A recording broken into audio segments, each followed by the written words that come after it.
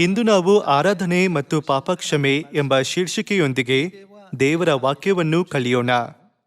ನಮ್ಮ ನಂಬಿಕೆಯ ಜೀವನದಲ್ಲಿ ಆರಾಧನೆ ಎಷ್ಟು ಮುಖ್ಯ ಎಂಬುದನ್ನು ನಾವು ಅರ್ಥ ಮಾಡಿಕೊಳ್ಳೋಣ. ಪರಲೋಕಕ್ಕೆ ಹೋಗುವ ವಿಷಯ ಬಂದಾಗ ಆರಾಧನೆ ಮಾಡದಿದ್ದರೆ ನಮಗೆ ಏನಾಗಬಹುದೆಂದು ನೋಡೋಣ. ನಾವು ಆರಾಧನೆಯನ್ನು ಶಾಂತಿಯಿಂದ ಮಾಡಲು ಸ್ವತಂತ್ರರಾಗಿದ್ದೇವೆ. ಆದರೆ ಈಗ ಸರ್ಕಾರಿ ಕಾನೂನುಗಳನ್ನು ಜಾರಿಗೆ ತರಲಾಗಿದೆ. ನಾವು ಪ್ರಸ್ತುತ ಇರುವ ತುರ್ತು ಪರಿಸ್ಥಿತಿಯಿಂದಾಗಿ ಆರಾಧನೆ ಮಾಡುವುದನ್ನು ನಿರ್ಬಂಧಿಸಲಾಗಿದೆ. ನಾವು ಯಾವಾಗಲೂ ಶಾಂತಿಯಿಂದ ಮಾಡುತ್ತಿದ್ದ ಆರಾಧನೆ ಮತ್ತು ಈ ತುರ್ತು ಸಮಯದಲ್ಲಿ ಮಾಡುತ್ತಿರುವ ಆರಾಧನೆ ಎರಡರ ನಡುವಿನ ವ್ಯತ್ಯಾಸ ನಮಗೆ ತಿಳಿಯುತ್ತಿದೆ. ಇಂದು ಆರಾಧನೆಯ ಮೂಲಕ ದೇವರು ನಮಗೆ ಪಾಪಕ್ಷಮೆಯನ್ನು ಕೊಡುತ್ತಾರೆ ಎಂಬುದನ್ನು ಕಲಿಯಲು ಸ್ವಲ್ಪ ಸಮಯ ತೆಗೆದುಕೊಳ್ಳೋಣ. ಸತ್ಯವೇದದ ಪ್ರಕಾರ ಆದಾಮ ಮತ್ತು ಹವ್ವಳು ಪಾಪ ಮಾಡಿದ ನಂತರ ದೇವರು ಮತ್ತು ಮನುಷ್ಯರ ನಡುವೆ ಆರಾಧನೆ ವಿಧಿಯು ಪ್ರಾರಂಭವಾಯಿತು.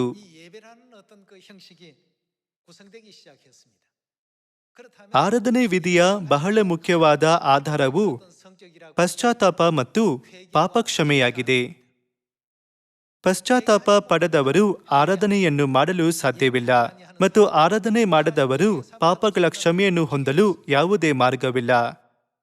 ಕಾಯಿನನ ಯಜ್ಞಬಲಿ ಮತ್ತು ಹೇಬೆಲನ ಯಜ್ಞಬಲಿಯ ಕುರಿತು ಸತ್ಯವೇದದಲ್ಲಿ ಕಂಡುಬರುತ್ತದಲ್ಲವೇ? ಯಜ್ಞಬಲಿ ಮತ್ತು ಆರಾಧನೆ ಎರಡೂ ಒಂದೇ ಆಗಿದೆ.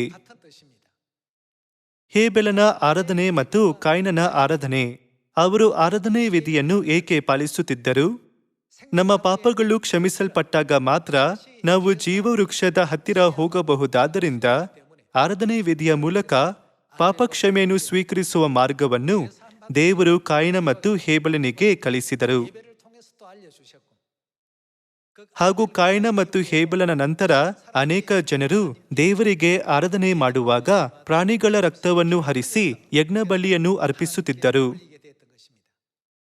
ಮೋಶೆಯ ಕಾಲದವರೆಗೂ ಸಾವಿರಾರು ವರ್ಷಗಳು ಇದೇ ರೀತಿ ನಡೆಯಿತು. ಮೋಶೆಯ ಕಾಲದಲ್ಲಿ ಆರಾಧನೆಯ ಕ್ರಮಗಳು ಸ್ಥಾಪಿತವಾಗಲು ಪ್ರಾರಂಭವಾಯಿತು. ಅಲ್ಲಿಯವರೆಗೂ ಅನೇಕ ಕ್ರಮಗಳನ್ನು ಬಿಟ್ಟು ಬಿಡಲಾಯಿತು. ಆದರೆ ಮೋಶೆಯ ಸಮಯದಲ್ಲಿ ದೇವರು ಸಿನಾಯಿ ಬೆಟ್ಟದ ಮೇಲೆ ಆರಾಧನೆ ವಿಧಿಯನ್ನು ಸ್ಥಾಪಿಸಿ, ಇಂದಿನಿಂದ ಈ ನಿಯಮಗಳ ಪ್ರಕಾರ ನನ್ನನ್ನು ಆರಾಧಿಸಿ ಎಂದು ಹೇಳಿದರು. ಇದು ಹಳೆ ಒಡಂಬಡಿಕೆಯ ನಿಯಮವಾಗಿದೆ. ಸರಳವಾಗಿ ಹೇಳಿದರೆ, ಹಳೆ ಒಡಂಬಡಿಕೆಯಲ್ಲಿ ಹೇಗೆ ಆರಾಧನೆ ಮಾಡಬೇಕೆಂದು ದೇವರು ಅವರಿಗೆ ತಿಳಿಸಿದರು. ಹಳೆ ಒಡಂಬಡಿಕೆಯು ಹೊಸ ಒಡಂಬಡಿಕೆಯನ್ನು ಪ್ರತಿಬಿಂಬಿಸುವ ಪ್ರತಿರೂಪ ಮತ್ತು ಛಾಯೆಯಾಯಿತು. ಹಳೆಯ ಒಡಂಬಡಿಕೆಯ ಸಮಯದಲ್ಲಿ ಎಲ್ಲಾ ಆರಾಧನೆ ವಿಧಿಗಳನ್ನು ಪ್ರಾಣಿಗಳ ರಕ್ತ ಸುರಿಸುವ ಮೂಲಕ ನಡೆಸಲಾಯಿತು. ಎಷ್ಟಾದರೂ ಹೊಸ ಒಡಂಬಡಿಕೆಯ ಸಮಯದಲ್ಲಿ ಯೇಸು ಕ್ರಿಸ್ತರು ಪಸ್ಕದ ಯಜ್ಞದ ಕುರಿಯಾದರು ಮತ್ತು ದೋಷ ಪರಿಹಾರಕ ಯಜ್ಞ ಬಲಿಯಾದರು. ಹೊಸ ಒಡಂಬಡಿಕೆಯ ಆರಾಧನೆ ವಿಧಿಯ ನಿಯಮವು ಹೊರಬಂದಿತು. ಹಳೆಯ ಒಡಂಬಡಿಕೆಯಲ್ಲಿ ಆರಾಧನೆ ವಿಧಿ ಇತ್ತು ಮತ್ತು ಹೊಸ ಒಡಂಬಡಿಕೆಯಲ್ಲೂ ಆರಾಧನೆ ವಿಧಿ ಇದೆ. ಆರಾಧನೆ ವಿಧಿ ಇಲ್ಲದೆ ಪಾಪಗಳ ಕ್ಷಮೆಯನ್ನು ಎಂದಿಗೂ ನೀಡಲಾಗುವುದಿಲ್ಲ. ಆರಾಧನೆ ವಿಧಿ ಇಲ್ಲದೆ ದೇವರು ಮತ್ತು ಮಾನವರ ನಡುವಿನ ಅಂತರವನ್ನು ತುಂಬುವ ಯಾವುದೇ ಸೇತುವೆ ಇಲ್ಲ. ಹೀಗೆ ನಮ್ಮ ನಂಬಿಕೆಯ ಜೀವನದಲ್ಲಿ ಆರಾಧನೆ ವಿಧಿಯು ಅಮೂಲ್ಯವಾಗಿದೆ. ಕೆಲವರು ನಾನು ನಿಗದಿತ ಸಮಯದಲ್ಲಿ ಆರಾಧನೆ ಮಾಡಬೇಕು, ಅದಕ್ಕಾಗಿ ನಾನು ಹೆಚ್ಚು ಶ್ರಮ ಪಡುವ ಅಗತ್ಯವಿಲ್ಲ ಎಂದು ಹಗುರವಾಗಿ ಯೋಚಿಸುತ್ತಾರೆ. ಆದರೆ ಹೊಸ ಒಡಂಬಡಿಕೆಗೆ ಅದರದೇ ಆದ ನಿಯಮ ಮತ್ತು ಕಟ್ಟಳೆಗಳಿವೆ. ಹಳೆ ಒಡಂಬಡಿಕೆಗೂ ಅದರದೇ ಆದ ನಿಯಮ ಮತ್ತು ಕಟ್ಟಳೆಗಳಿವೆ ಅಲ್ಲವೇ? ಹಳೆ ಒಡಂಬಡಿಕೆಯ ಆರಾಧನೆ ವಿಧಿಯನ್ನು ಪಾಲಿಸುವ ರೀತಿಗಳನ್ನು ಹಳೆಯ ಒಡಂಬಡಿಕೆಯಲ್ಲಿ ಬರೆಯಲಾಗಿದೆ ಮತ್ತು ಹೊಸ ಒಡಂಬಡಿಕೆಯ ಆರಾಧನೆ ವಿಧಿಯನ್ನು ಪಾಲಿಸುವ ರೀತಿಗಳನ್ನು ಹೊಸ ಒಡಂಬಡಿಕೆಯಲ್ಲಿ ಬರೆಯಲಾಗಿದೆ. ಇದನ್ನು ನಾವು ಪರಿಗಣಿಸಿದಾಗ ನಮ್ಮ ನಂಬಿಕೆಯ ಜೀವನವು ಆರಾಧನೆ ವಿಧಿ ಇಲ್ಲದೆ ಅಸ್ತಿತ್ವದಲ್ಲಿರಲು ಸಾಧ್ಯವಿಲ್ಲ ಎಂದಾಗಿದೆ. ನಮಗೆ ಆರಾಧನೆ ವಿಧಿಯ ಅವಶ್ಯಕತೆ ಇದೆ. ನಾವು ಪರಲೋಕದಲ್ಲಿ ದೇವರ ವಿರುದ್ಧ ಹೇಗೆ ಪಾಪ ಮಾಡಿದೆವು ಎಂಬುದನ್ನು ತೋರಿಸುವ ಏದೆನ್ ವನವನ್ನು ಛಾಯೆಯನ್ನಾಗಿ ಆರಿಸಿಕೊಳ್ಳಲಾಯಿತು ಮತ್ತು ಏದೆನ್ ವನದಲ್ಲಿ ನಡೆದ ಸಂಗತಿಗಳ ಮೂಲಕ ನಾವು ಹೇಗೆ ಪಾಪ ಮಾಡಿ ಭೂಮಿಗೆ ದೊಬ್ಬಲ್ಪಟ್ಟೆವು ಎಂಬುದನ್ನು ದೇವರು ನಮಗೆ ತೋರಿಸಿದರು. ಆದ್ದರಿಂದ ನಾವು ಕಳೆದುಕೊಂಡಿರುವ ಪರದೈಸವನ್ನು ನಮಗೆ ಮತ್ತೆ ಕೊಡಲು ದೇವರು ಆರಾಧನೆ ವಿಧಿಯ ಮೂಲಕ ನಮ್ಮ ಹೃದಯದಲ್ಲಿರುವುದನ್ನು ನೋಡಲು ಬಯಸುತ್ತಾರೆ. ಇಸ್ರಾಯೇಲರು ಅರಣ್ಯದಲ್ಲಿ 40 ವರ್ಷಗಳ ಕಾಲ ನಡೆದಾಗ ಅವರ ಮನೋಭಾವವನ್ನು ಮತ್ತು ಅವರ ನಂಬಿಕೆ ಯಾವ ರೀತಿ ಇದೆ ಎಂಬುದನ್ನು ಪರೀಕ್ಷಿಸಲಾಯಿತೆಂದು ದೇವರು ಹೇಳಿದರು, ಅಲ್ಲವೇ?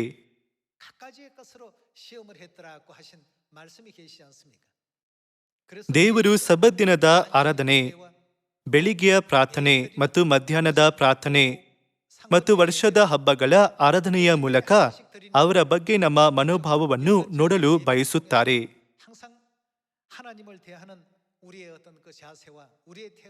ಹಾಗೆ ಮಾಡುವುದರಿಂದ ಈ ಭೂಮಿಯಲ್ಲಿ ಕೊನೆಗೊಳ್ಳುವ ಮನುಷ್ಯರಿಗೆ ನ್ಯಾಯ ತೀರ್ಪು ಮಾಡುವ ಸಮಯ ಬಂದಾಗ ದೇವರು ಪಶ್ಚಾತ್ತಾಪ ಪಟ್ಟ ಆತ್ಮಗಳನ್ನು ಮತ್ತು ಪಶ್ಚಾತ್ತಾಪ ಪಡೆದಿರುವ ಆತ್ಮಗಳನ್ನು ಬೇರೆ ಬೇರೆ ಮಾಡಿ ತೀರ್ಪು ಮಾಡುತ್ತಾರೆ. ಅದು ಬಹಳ ಭಯಾನಕವಾದ್ದರಿಂದ ದೇವರು ನಮಗೆ ಆರಾಧನೆ ಮಾಡುವಂತೆ ಅನುಮತಿಸಿದ್ದಾರೆ.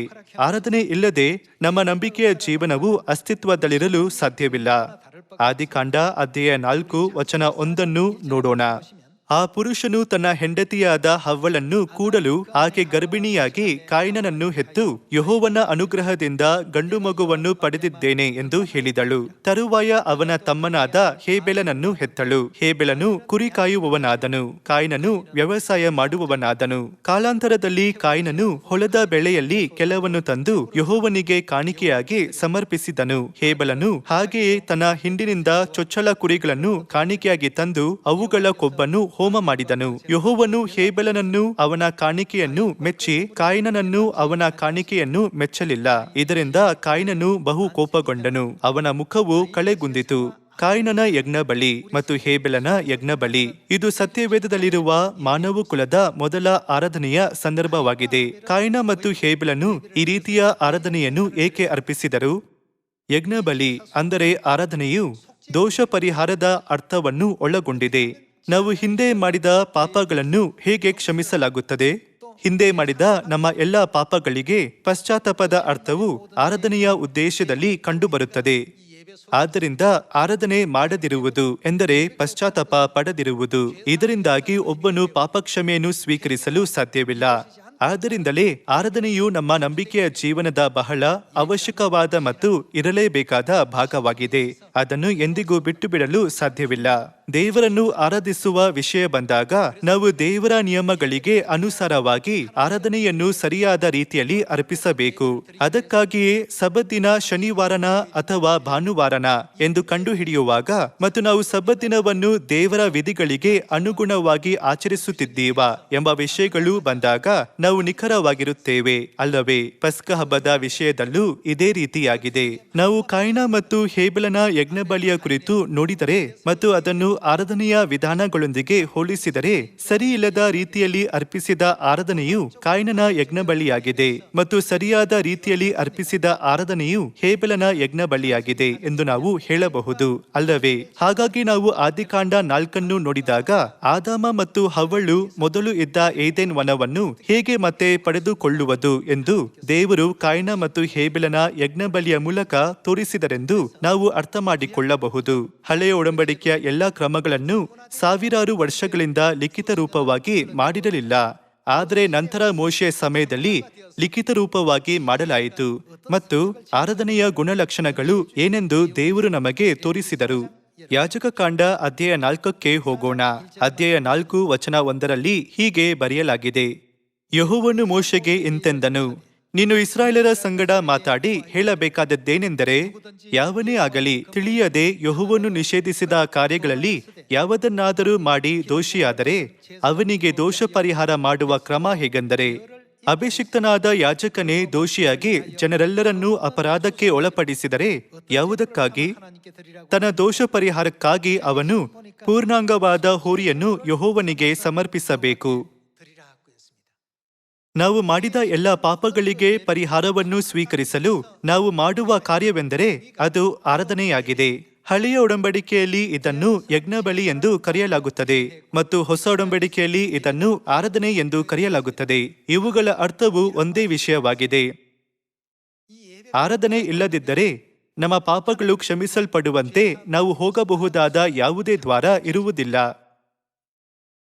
ಆದ್ದರಿಂದಲೇ ದೇವರು ಹೇಬೆಲನ ಯಜ್ಞಬಲಿಯು ಮುಂದುವರಿಯುವಂತೆ ಮಾಡಿದರು ಮತ್ತು ಮೋಶೆಯ ಸಮಯದಲ್ಲಿ ಅವರು ಯಜ್ಞಬಲಿಯ ಮೂಲ ಕ್ರಮಗಳು ಮತ್ತು ನಿಯಮಗಳನ್ನು ಒಂದೊಂದಾಗಿ ರಚಿಸಲು ಪ್ರಾರಂಭಿಸಿದರು. ಇದೇ ಹಳೆ ಒಡಂಬಡಿಕೆಯ ನಿಯಮಗಳಾಗುತ್ತವೆ. ಹಳೆಯ ಒಡಂಬಡಿಕೆಯ ಎಲ್ಲ ಯಜ್ಞಬಲಿಗಳಲ್ಲಿ ಪಾಪಿಯ ಪಶ್ಚಾತ್ತಾಪ ಇರುತ್ತಿತ್ತು, ಜೊತೆಗೆ ದೇವರ ದೋಷ ಪರಿಹಾರವೂ ಇರುತ್ತಿತ್ತು. ಯಜ್ಞಬಲಿ ಅಥವಾ ಆರಾಧನೆ ಪಾಪಿಗಳು ದೇವರಿಗೆ ತಮ್ಮ ಪಶ್ಚಾತ್ತಾಪವನ್ನು ವ್ಯಕ್ತಪಡಿಸುವ ವಿಧಿಯಾಗಿದೆ ಮತ್ತು ದೇವರು ಪಾಪಿಗಳ ಪಶ್ಚಾತ್ತಾಪವನ್ನು ನೋಡುವ ಮತ್ತು ಅವರ ಪಾಪಗಳನ್ನು ಕ್ಷಮಿಸುವ ವಿಧಿಯಾಗಿದೆ. ವಚನ 13ಕ್ಕೆ ಹೋಗೋಣ. ಇಸ್ರಾಯೇಲರ ಸಮೂಹವೆಲ್ಲ ತಿಳಿಯದೆ ದೋಷಿಗಳಾದರೆ, ಅಂದರೆ ಯೆಹೋವನು ನಿಷೇಧಿಸಿದ ಕಾರ್ಯಗಳಲ್ಲಿ ಅವರು ಯಾವುದನ್ನಾದರೂ ಮಾಡಿ ದೋಷಕ್ಕೆ ಗುರಿಯಾದರೆ, ಮೊದಲು ತಮಗೂ ಮರೆಯಾಗಿದ್ದ ಆ ದೋಷವು ತಿಳಿದು ಬಂದ ನಂತರ ಅದನ್ನು ಪರಿಹರಿಸಿಕೊಳ್ಳುವುದಕ್ಕಾಗಿ ಪೂರ್ಣಾಂಗವಾದ ಹೋರಿಯನ್ನು ಸಮರ್ಪಿಸಬೇಕು. ಆ ಹೋರಿಯನ್ನು ದೇವದರ್ಶನದ ಗುಡಾರದ ಬಾಗಿಲಿಗೆ ತರಿಸಿದಾಗ ಸಮೂಹದ ಹಿರಿಯರು ಯೆಹೋವನ ಸನ್ನಿಧಿಯಲ್ಲಿ ಅದರ ತಲೆಯ ಮೇಲೆ ತಮ್ಮ ಕೈಗಳನ್ನಿಟ್ಟು ಯೆಹೋವನ ಸನ್ನಿಧಿಯಲ್ಲಿ ಅದನ್ನು ವಧಿಸಬೇಕು. ಅಭಿಷಿಕ್ತ ಯಾಜಕನು ಅದರ ರಕ್ತದಲ್ಲಿ ಸ್ವಲ್ಪವನ್ನು ದೇವದರ್ಶನದ ಗುಡಾರದೊಳಗೆ ತಂದು ಅದರಲ್ಲಿ ಬೆರಳನ್ನು ಅದ್ದಿ ತೆರೆಯ ಮುಂದೆ ಯೆಹೋವನ ಸನ್ನಿಧಿಯಲ್ಲಿ ಅದನ್ನು 7 ಸಾರಿ ಚಿಮುಕಿಸಬೇಕು. ಈ ರೀತಿಯಾಗಿ ಅವರು ತಮ್ಮ ಕಾಣಿಕೆಗಳನ್ನು ದೇವರ ಬಳಿಗೆ ತಂದು ಯಜ್ಞ ಬಲಿಗಾಗಿ ಬಳಸುತ್ತಿದ್ದರು. ಅವರು ಕೆಲವೊಮ್ಮೆ ಹೋರಿಗಳನ್ನು ಮತ್ತು ಕುರಿಮರಿಗಳನ್ನು ಮತ್ತು ಕೆಲವೊಮ್ಮೆ ಹೋತಗಳನ್ನು ಮತ್ತು ಪಾರಿವಾಳಗಳನ್ನು ಬಳಸುತ್ತಿದ್ದರು. ಈ ಎಲ್ಲ ಕ್ರಮಗಳು ಇರುವ ಕಾರಣಕ್ಕೂ ಮತ್ತು ಪಾಪಕ್ಕೂ ಸಂಬಂಧವಿದೆ. ಜನರು ತಮ್ಮ ಪಾಪಗಳನ್ನು ಅರಿತುಕೊಂಡಾಗ, ನಾವು ನಮ್ಮ ಜೀವನವನ್ನು ಹಿಂತಿರುಗಿ ನೋಡಿದಾಗ ನಮ್ಮ ಜೀವನವು ಪಾಪಗಳಿಂದ ಕೂಡಿರುವುದು ಕಾಣಿಸುತ್ತದೆ. ದಯವಿಟ್ಟು ನಮ್ಮನ್ನು ಕ್ಷಮಿಸಿ ಎಂದು ಹೇಳುತ್ತಾ ಅವರು ದೇವರಿಗೆ ಯಜ್ಞ ಬಲಿಗಳನ್ನು ಅರ್ಪಿಸುತ್ತಿದ್ದರು. ಹೊಸ ಒಡಂಬಡಿಕೆಯ ಕಾಲದಲ್ಲಿ ಇದು ದೇವರಿಗೆ ಆರಾಧನೆಯ ಯಜ್ಞಬಲಿಯನ್ನು ಅರ್ಪಿಸುವುದರಲ್ಲಿ ಬದಲಾಯಿತು. ಯಜ್ಞಬಲಿಯಲ್ಲಿ ಪಾಪಿಗಳ ಪಶ್ಚಾತ್ತಾಪ ಮತ್ತು ದೇವರ ದೋಷ ಪರಿಹಾರ ಕೂಡ ಸೇರಿಕೊಳ್ಳುತ್ತದೆ. ಈಗ ಕರೆಯಲ್ಪಡುವ ಆರಾಧನೆ ಅಂದರೆ ದೇವರ ವಾಗ್ದಾನ ಅಥವಾ ಒಡಂಬಡಿಕೆಯನ್ನು ನಾವು ಹೊಂದಿಲ್ಲದಿದ್ದರೆ ನಾವು ಈ ಭೂಮಿಗೆ ದೊಬ್ಬಲ್ಪಡಲು ಕಾರಣವಾದ ನಾವು ಪರಲೋಕದಲ್ಲಿ ಮಾಡಿದ ಪಾಪಗಳು ಬೇರೆ ಯಾವುದರಿಂದಲೂ ಪರಿಹಾರವಾಗಲು ಸಾಧ್ಯವಿಲ್ಲ. ಅನೇಕ ಜನರು ನಾವು ಶಿಲುಬೆಯಲ್ಲಿ ಯೇಸು ಕ್ರಿಸ್ತರು ಸುರಿಸಿದ ಅಮೂಲ್ಯವಾದ ರಕ್ತವನ್ನು ನಂಬಬೇಕು, ನಾವು ಮಾಡಬೇಕಾಗಿರುವುದು ಅಷ್ಟೇ ಎಂದು ಹೇಳುತ್ತಾರೆ. ದೇವರಿಗೆ ಯಾವುದೇ ಆರಾಧನೆ ಅಥವಾ ಯಜ್ಞಬಲಿಯನ್ನು ಅರ್ಪಿಸದಿದ್ದರೂ ಎಲ್ಲವೂ ನಡೆಯುತ್ತದೆ ಎಂದು ಅವರು ಯೋಚಿಸುತ್ತಾರೆ. ಕ್ರಿಯೆಗಳಿಲ್ಲದ ನಂಬಿಕೆಯನ್ನು ಸತ್ಯವೇದವು ಏನೆಂದು ಕರೆಯುತ್ತದೆ? ಅದು ಸತ್ತ ನಂಬಿಕೆ ಎಂದು ಕರೆಯುತ್ತದೆ. ನಾವು ನಮ್ಮ ಪಾಪವನ್ನು ಅರಿತುಕೊಂಡು ಪಶ್ಚಾತ್ತಾಪ ಪಟ್ಟಿದ್ದರೆ ಅದನ್ನು ಕ್ರಿಯೆಗಳ ಮೂಲಕ ವ್ಯಕ್ತಪಡಿಸಬೇಕು ಎಂದು ದೇವರು ಹೇಳಿದ್ದಾರೆ. ಯೇಸು ಹೊಸ ಒಡಂಬಡಿಕೆಯನ್ನು ನೇಮಿಸಿದಾಗ ಹೀಗೆ ಮಾಡಿರಿ ಎಂದು ಹೇಳಿದರು ಅಲ್ಲವೇ? ಅವರು ಇದರ ಬಗ್ಗೆ ಯೋಚಿಸಿ ಎಂದು ಹೇಳಲಿಲ್ಲ. ಇವೆಲ್ಲದಕ್ಕೂ ಕ್ರಿಯೆಗಳ ಅಗತ್ಯವಿದೆ. ನೀವು ಹಳೆಯ ಒಡಂಬಡಿಕೆಯ ಮತ್ತು ಹೊಸ ಒಡಂಬಡಿಕೆಯ ಎಲ್ಲ 66 ಪುಸ್ತಕಗಳನ್ನು ಹೋಲಿಸಿ ನೋಡಿದರೆ ಅವುಗಳಲ್ಲಿ ಯಜ್ಞಬಲಿಯ ಕುರಿತು, ಅಂದರೆ ಆರಾಧನೆಯ ಕುರಿತು ಇದೆ. ಮೆಲ್ಕಿಜೆದೇಕನ ಕ್ರಮದ ಪ್ರಕಾರ ಯೇಸು ಕ್ರಿಸ್ತರು ಯಾರಾಗಿದ್ದಾರೆ? ಅವರು ಮಹಾಯಾಜಕರಾಗಿದ್ದಾರೆ. ಮಹಾಯಾಜಕನು ಏನು ಮಾಡುತ್ತಾನೆ? ಯಜ್ಞಬಲಿ ಇಲ್ಲದಿದ್ದರೆ ಮಹಾಯಾಜಕನ ಅವಶ್ಯಕತೆ ಇದೆಯೇ? ಇಲ್ಲ. ಹೊಸ ಒಡಂಬಡಿಕೆಯಲ್ಲಿ ಯಜ್ಞ ಬಲಿಗಳು ಇರುವುದರಿಂದ ಮಹಾಯಾಜಕನಾದ ಮೆಲ್ಕಿಜೆದೇಕನ ಅಗತ್ಯವಿತ್ತು. ಆರಾಧನೆ ಇಲ್ಲದೆ ಹೊಸ ಒಡಂಬಡಿಕೆಯ ನಿಯಮವಾದ ಮೆಲ್ಕಿಜೆದೇಕನ ಕ್ರಮದಲ್ಲಿ ಆರಾಧಿಸುವ ವಿಧಾನ ಮತ್ತು ಹೊಸ ಒಡಂಬಡಿಕೆಯ ಕ್ರಮ ಎಲ್ಲವೂ ಅರ್ಥಹೀನವಾಗಿದೆ. ಪಶ್ಚಾತ್ತಾಪ, ಪಾಪಕ್ಷಮೆ ಮತ್ತು ದೋಷ ಪರಿಹಾರ ಎಲ್ಲವೂ ಆರಾಧನೆಯಲ್ಲಿ ಸೇರಿಕೊಂಡಿರುವುದರಿಂದ ಆರಾಧನೆಯ ಪ್ರತಿ ಕ್ಷಣವನ್ನು ಗಂಭೀರವಾಗಿ ಮತ್ತು ಮಹತ್ವವುಳ್ಳದಾಗಿ ಪರಿಗಣಿಸಬೇಕು. ಆರಾಧನೆ ಎಂದರೇನು? ಇದು ಬರೀ ಪ್ರಾರ್ಥಿಸುವುದು ಮತ್ತು ಸ್ತುತಿಗೀತೆಗಳನ್ನು ಹಾಡುವುದಾಗಿದೆಯಾ? ನಾವು ಅವುಗಳ ಮಹತ್ವ ಮತ್ತು ಅರ್ಥವನ್ನು ತಿಳಿದುಕೊಂಡು ಪ್ರಾರ್ಥಿಸಬೇಕು ಮತ್ತು ಸ್ತುತಿಗೀತೆಗಳನ್ನು ಹಾಡಬೇಕು. ನಮ್ಮ ಪ್ರಾರ್ಥನೆ ಮತ್ತು ಸ್ತುತಿಗೀತೆಗಳು ನಮ್ಮ ಪೂರ್ಣ ಹೃದಯದಿಂದ, ನಮ್ಮ ಪೂರ್ಣ ಮನಸ್ಸಿನಿಂದ, ನಮ್ಮ ಪೂರ್ಣ ಶಕ್ತಿಯಿಂದ ಮತ್ತು ನಮ್ಮ ಪೂರ್ಣ ಪ್ರಾಣದಿಂದ ಮಾಡುವ ಮನಪೂರ್ವಕವಾದ ಪಶ್ಚಾತ್ತಾಪವಾಗಿರಬೇಕು. ದೇವರನ್ನು ಕ್ಷಮೆ ಕೇಳುವ ಮತ್ತು ನಮ್ಮ ಪಶ್ಚಾತ್ತಾಪವನ್ನು ತಿಳಿಸುವ ದಾರಿ ಆರಾಧನೆ ಮಾತ್ರವಾಗಿದೆ. ಹಳೆಯ ಒಡಂಬಡಿಕೆಯ ಸಮಯಗಳಲ್ಲಿ ಜನರು ನಾನು ಈ ಪ್ರಾಣಿಯಂತೆ ಸಾಯಬೇಕಾಗಿತ್ತು ಎಂದು ಹೇಳುತ್ತಾ ಪ್ರಾಣಿಗಳನ್ನು ಏನು ಮಾಡಿದರು? ಅವುಗಳನ್ನು ಕೊಂದರು. ಅಲ್ಲಿ ಪ್ರಾಣಿಗಳು ರಕ್ತವನ್ನು ಸುರಿಸುತ್ತಿದ್ದವು. ಪ್ರಾಣಿಗಳ ಮರಣವು ನಮ್ಮ ಮರಣಕ್ಕೆ ಬದಲಿಕೆಯಾಗಿತ್ತು. ನಾವು ಅವುಗಳಂತೆ ಸಾಯಬೇಕಿತ್ತು. ಆದರೆ ಪ್ರಾಣಿಗಳು ಯಜ್ಞಬಲಿಯಾಗಿ ನಮ್ಮ ಬದಲು ಸಾಯುತ್ತಿದ್ದವು. ದೇವರಿಗೆ ಪ್ರಾಣಿಗಳ ಯಜ್ಞಬಲಿಯನ್ನು ಅರ್ಪಿಸುವುದರ ಅರ್ಥವೇ ಆರಾಧನೆಯಾಗಿದೆ. ಸಬ್ಬತ್ ದಿನದ ಯಜ್ಞಬಲಿ ಇರುತ್ತಿತ್ತು. ಪ್ರತಿದಿನ ಬೆಳಿಗ್ಗೆ ಮತ್ತು ಮಧ್ಯಾಹ್ನದಲ್ಲಿ ಸರ್ವಾಂಗ ಹೋಮ ಇರುತ್ತಿತ್ತು ಮತ್ತು ವಾರ್ಷಿಕ ಹಬ್ಬದಲ್ಲೂ ಇರುತ್ತಿತ್ತು. ನಾವು ಈ ಆರಾಧನಾ ವಿಧಿಗಳನ್ನು ಆಚರಿಸದಿದ್ದರೆ ನಾವು ರಕ್ಷಣೆ ಹೊಂದಲು ಮತ್ತು ನಿತ್ಯ ಜೀವವನ್ನು ಸ್ವೀಕರಿಸಲು ಅಥವಾ ಪರಲೋಕಕ್ಕೆ ಹೋಗಲು ಯಾವುದೇ ಮಾರ್ಗವಿರುವುದಿಲ್ಲ. ಆದ್ದರಿಂದಲೇ ಆರಾಧನೆಯು ನಮಗೆ ಬಹಳ ಮುಖ್ಯವಾಗಿದೆ. ಪ್ರತಿಯೊಂದು ಆರಾಧನೆಯ ಮೂಲಕ ನಾವು ನಮ್ಮ ಪಾಪಗಳನ್ನು ಯೋಚಿಸುತ್ತೇವೆ. ಆದ್ದರಿಂದ ಇಂದು ನಾವು ನಮ್ಮ ಪಾಪಗಳಿಗೆ ಪಶ್ಚಾತ್ತಾಪ ಪಡುತ್ತಾ ಸಬ್ಬತ್ ದಿನವನ್ನು ಆಚರಿಸುತ್ತಿದ್ದೇವೆ. ಆರಾಧನೆ ಎನ್ನುವುದು ಬರೀ ಸ್ತುತಿಗೀತೆ ಹಾಡುವುದು, ಪ್ರಾರ್ಥಿಸುವುದು ಮತ್ತು ಪಾಸ್ಟರ್ ಅವರ ಪ್ರಸಂಗವನ್ನು ಆಲಿಸುವುದು ಮಾತ್ರವಲ್ಲವಾಗಿದೆ. ಆರಾಧನೆಯ ಸಮಯದಲ್ಲಿ ನಾವು ಮುರಿದ ಮತ್ತು ಪಶ್ಚಾತ್ತಾಪದ ಹೃದಯದಿಂದ ದೇವರ ಬಳಿಗೆ ಹೋಗಬೇಕು. ಸಾಯಬೇಕಾದ ಪಾಪಿಗಳಿಗಾಗಿ ಕುರಿಮರಿ, ಹೋತ ಅಥವಾ ಹೋರಿಯನ್ನು ಬಲಿ ನೀಡಲಾಯಿತು. ಪ್ರಾಣಿಗಳನ್ನು ಬಲಿ ನೀಡಿದಂತೆಯೇ ನಾವು ಸಾಯಲು ಗುರಿಯಾಗಿದ್ದೆವು ಎಂದು ನಾವು ತಿಳಿದಿರಬೇಕು. ದೇವರಿಗೆ ಅರ್ಪಿಸಲಾಗುತ್ತಿದ್ದ ಈ ಕಾಣಿಕೆಗಳನ್ನು ನಮ್ಮ ಸ್ಥಾನದಲ್ಲಿ ಯಜ್ಞಬಲಿ ಮಾಡಲಾಗುತ್ತಿತ್ತು.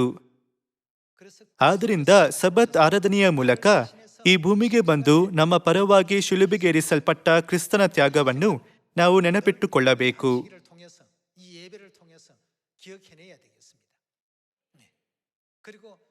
ನಾವು ಕೃಪೆಯ ಸಿಂಹಾಸನದ ಬಳಿಗೆ ಧೈರ್ಯದಿಂದ ಹೋಗಬೇಕಾದರೆ ಪ್ರತಿದಿನ ನಮ್ಮನ್ನು ನಾವು ಪರಿಶೀಲಿಸಿಕೊಳ್ಳಬೇಕು.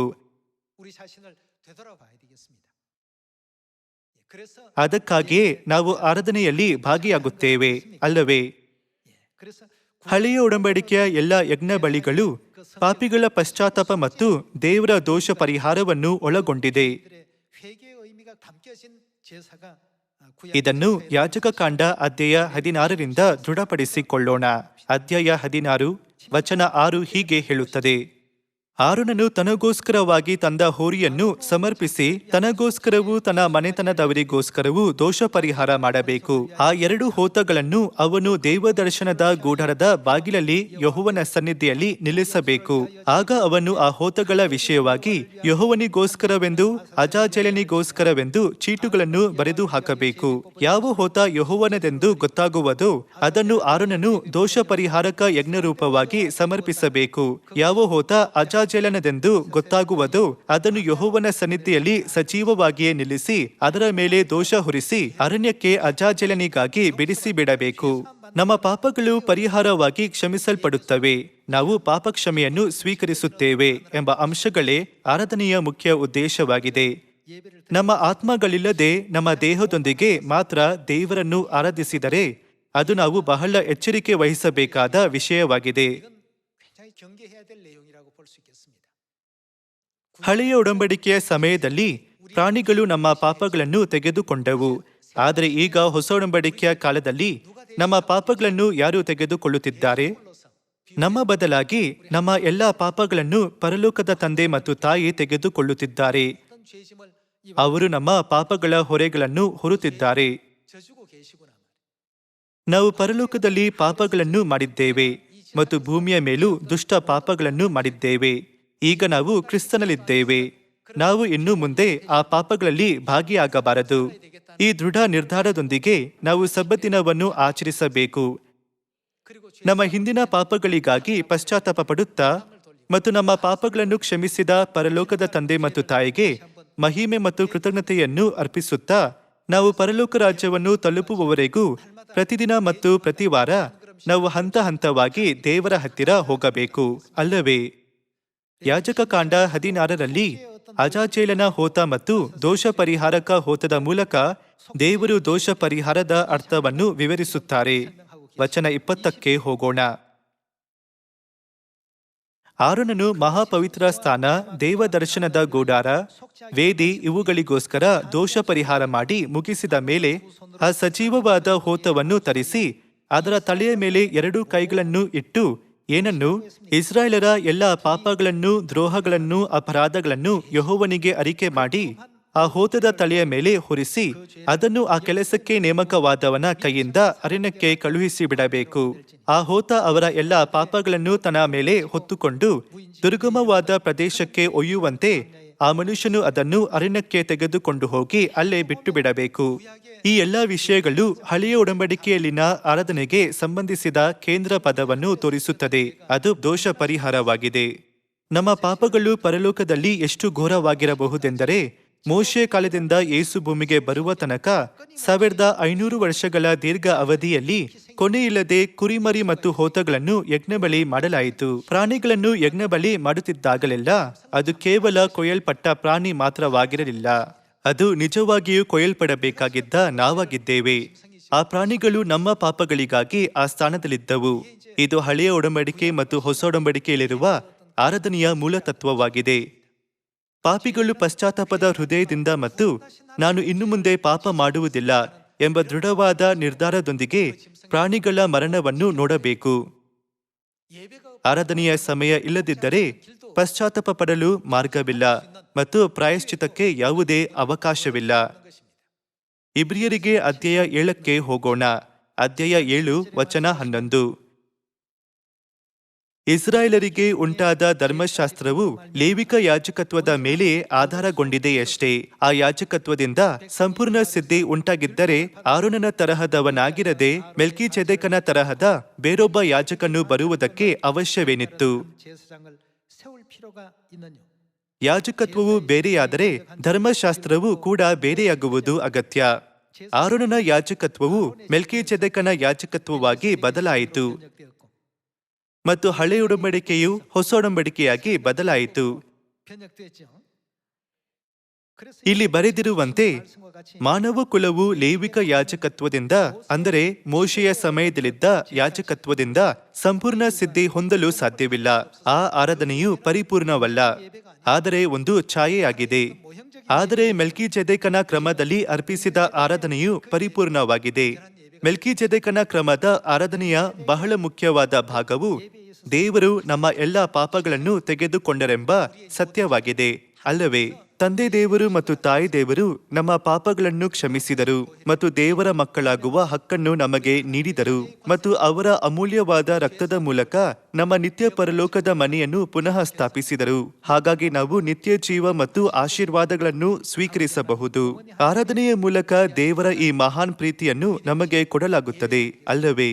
ಇದನ್ನು ಗಮನದಲ್ಲಿಟ್ಟುಕೊಂಡು ಇಬ್ರಿಯರಿಗೆ ಅಧ್ಯಾಯ 7 ವಚನ 21ಕ್ಕೆ ಹೋಗೋಣ. ವಚನ 21 ಹೀಗೆ ಹೇಳುತ್ತದೆ: ಆತನಾದರೋ ಆಣೆಯೊಡನೆ ಯಾಜಕನಾಗಿ ಮಾಡಲ್ಪಟ್ಟನು. ದೇವರು ಆತನಿಗೆ, ನೀನು ಏನಾಗಿದ್ದಿ? ಸದಾಕಾಲವೂ ಯಾಜಕನಾಗಿದ್ದಿ ಎಂದು ಕರ್ತನೆಂಬ ನಾನು ಆಣೆಯಿಟ್ಟು ನುಡಿದೆನು. ಪಶ್ಚಾತ್ತಾಪ ಪಡುವುದಿಲ್ಲ ಎಂಬುದಾಗಿ ಹೇಳಿದನಲ್ಲ. ಯೇಸು ಆಣೆಯೊಡನೆಯೇ ಯಾಜಕನಾದದರಿಂದ ಎಷ್ಟೋ ಶ್ರೇಷ್ಠವಾದ ಒಡಂಬಡಿಕೆಗೆ ಹೊಣೆಗಾರನಾದನು. ಲೇವಿಯರು ಶಾಶ್ವತವಾಗಿ ಉದ್ಯೋಗ ನಡೆಸುವುದಕ್ಕೆ ಮರಣವು ಅಡ್ಡಿಯಾದದರಿಂದ ಅವರಲ್ಲಿ ಯಾಜಕರಾದವರು ಅನೇಕರು. ಆತನಾದರೂ ಸದಾಕಾಲವಿರುವುದರಿಂದ ಆತನ ಯಾಜಕತ್ವವು ಏನು ಮತ್ತೊಬ್ಬರಿಗೆ ಹೋಗುವಂಥದ್ದಲ್ಲ. ಯೇಸು ಈ ಭೂಮಿಗೆ ಬಂದು ಹೊಸ ಒಡಂಬಡಿಕೆಯ ಯಾಜಕತ್ವದ ಮೂಲಕ ಮಾನವ ಕುಲಕ್ಕಾಗಿ ತನ್ನನ್ನು ತ್ಯಾಗ ಮಾಡಿದರು. ಈ ಆರಾಧನೆಯನ್ನು ಯಾವ ರೀತಿಯ ಯಾಜಕನು ಅರ್ಪಿಸುತ್ತಾರೆ? ಸದಾಕಾಲದ ಯಾಜಕನಾಗಿದ್ದಾರೆ. ಅವರ ಯಾಜಕತ್ವವು ಎಂದಿಗೂ ಬದಲಾಗುವುದಿಲ್ಲ, ಅದು ಸದಾಕಾಲವಿರುವಂಥದ್ದು. ಯೇಸು ಕ್ರಿಸ್ತರು ಯಾಜಕತ್ವವನ್ನು ಹೊಂದಿದ್ದರೆ ದೇವರಿಗೆ ಅರ್ಪಿಸಲು ಯಜ್ಞಬಲಿ ಇದೆ ಅಥವಾ ದೇವರಿಗೆ ಅರ್ಪಿಸಲು ಯಜ್ಞಬಲಿ ಇಲ್ಲ ಎಂದು ಅರ್ಥವೇ? ಯಜ್ಞಬಲಿ ಇದ್ದಾಗ ಮಾತ್ರ ಯಾಜಕತ್ವದ ಅಗತ್ಯವಿರುತ್ತದೆ. ಆದ್ದರಿಂದ ಯಾಜಕನ ಅವಶ್ಯಕತೆ ಇದೆ, ಅಲ್ಲವೇ? ವಚನ 25ರಿಂದ ಮುಂದುವರಿಸೋಣ. ಆದ ಕಾರಣ ಆತನು ತನ್ನ ಮೂಲಕ ದೇವರ ಬಳಿಗೆ ಬರುವವರನ್ನು ಸಂಪೂರ್ಣವಾಗಿ ರಕ್ಷಿಸುವುದಕ್ಕೆ ಶಕ್ತನಾಗಿದ್ದಾನೆ. ಯಾವುದರ ಮೂಲಕ ಅವರನ್ನು ರಕ್ಷಿಸುತ್ತಾರೆ? ಅವರು ಸದಾಕಾಲ ಹೊಂದಿರುವ ಯಾಜಕತ್ವದ ಮೂಲಕ ದೇವರ ಬಳಿಗೆ ಬರುವವರನ್ನು ಯೇಸು ಸಂಪೂರ್ಣವಾಗಿ ರಕ್ಷಿಸುತ್ತಾರೆ. ಅವರಿಗೋಸ್ಕರ ವಿಜ್ಞಾಪನೆ ಮಾಡುವುದಕ್ಕೆ ಯಾವಾಗಲೂ ಬದುಕುವವನಾಗಿದ್ದಾನೆ. ಸತ್ಯವೇದವು ನಮಗೆ ಇದನ್ನೇ ಕಲಿಸುತ್ತದೆ. ಹಾಗಾದರೆ ಯೇಸು ಯಾವ ರೀತಿಯ ಯಾಜಕತ್ವವನ್ನು ಹೊಂದಿದ್ದಾರೆ? ಇಬ್ರಿಯರಿಗೆ ಅಧ್ಯಾಯ 5 ವಚನ 8 ನೋಡೋಣ. ಹೀಗೆ ಆತನು ಮಗನಾಗಿದ್ದರೂ ಅನುಭವಿಸಿದ ಬಾಧೆಗಳಿಂದಲೇ ವಿಧೇಯತೆಯನ್ನು ಕಲಿತುಕೊಂಡನು. ಇದಲ್ಲದೆ ಆತನು ಸಿದ್ಧಿಗೆ ಬಂದು ದೇವರಿಂದ ಏನಾಗಿ ಮೆಲ್ಕಿಜೆದೇಕನ ತರಹದ ಮಹಾಯಾಜಕನೆನಿಸಿಕೊಂಡವನಾಗಿ ತನಗೆ ವಿಧೇಯರಾಗಿರುವವರೆಲ್ಲರಿಗೂ ನಿರಂತರವಾದ ರಕ್ಷಣೆಗೆ ಕಾರಣನಾದನು. ಮಹಾಯಾಜಕ ಇದ್ದಾರೆ ಎಂಬ ನಿಜ ಸಂಗತಿಯು ಯಜ್ಞಬಲಿ ಇದೆ ಎನ್ನುವುದನ್ನು ಸೂಚಿಸುತ್ತದೆ. ಅಂದರೆ ಅದು ದೇವರನ್ನು ಆರಾಧಿಸುವ ವಿಧಿಯಾಗಿದೆ. ಯೇಸು ಮೆಲ್ಕಿಜೆದೇಕನ ತರಹದ ಮಹಾಯಾಜಕರಾದ್ದರಿಂದ ನಾವು ಮೆಲ್ಕಿಜೆದೇಕನ ಕ್ರಮದ ಕುರಿತು ಸರಿಯಾಗಿ ಅರ್ಥ ಮಾಡಿಕೊಳ್ಳಬೇಕು. ಆದಿಕಾಂಡ ಅಧ್ಯಾಯ 14 ವಚನ 17ರಲ್ಲಿ ಮೆಲ್ಕಿಜೆದೇಕನು ಕಾಣಿಸಿಕೊಳ್ಳುತ್ತಾನೆ. ಅವನು ಅಬ್ರಹಾಮನನ್ನು ಭೇಟಿಯಾದಾಗ ರೊಟ್ಟಿ ಮತ್ತು ದ್ರಾಕ್ಷರಸದ ಮೂಲಕ ಆತನನ್ನು ಆಶೀರ್ವದಿಸಿದ ಯಾಜಕನು.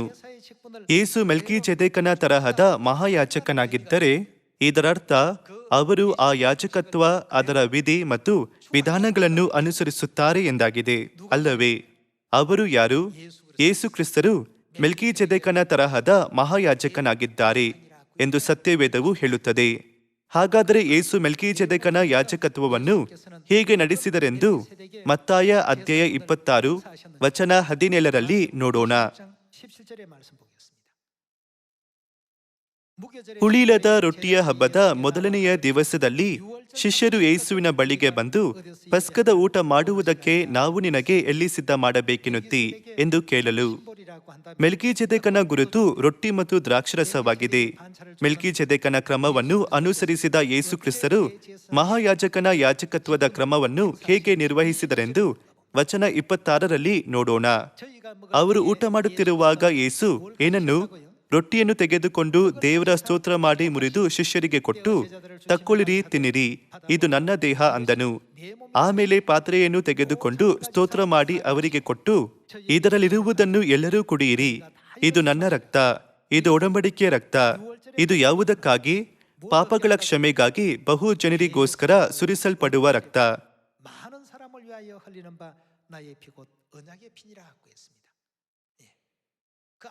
ಮೆಲ್ಕಿಜೆದೇಕನು ರೊಟ್ಟಿ ಮತ್ತು ದ್ರಾಕ್ಷರಸದ ಮೂಲಕ ಅಬ್ರಹಾಮನನ್ನು ಆಶೀರ್ವದಿಸಿದಂತೆಯೇ ಹೊಸೊಡಂಬಡಿಕೆಯ ಸಮಯದಲ್ಲಿ ಕ್ರಿಸ್ತನು ಮೆಲ್ಕಿಜೆದೇಕನ ಯಾಜಕತ್ವದೊಂದಿಗೆ ಮಹಾಯಾಜಕನಾಗಿ ಏನು ಮಾಡಿದರು?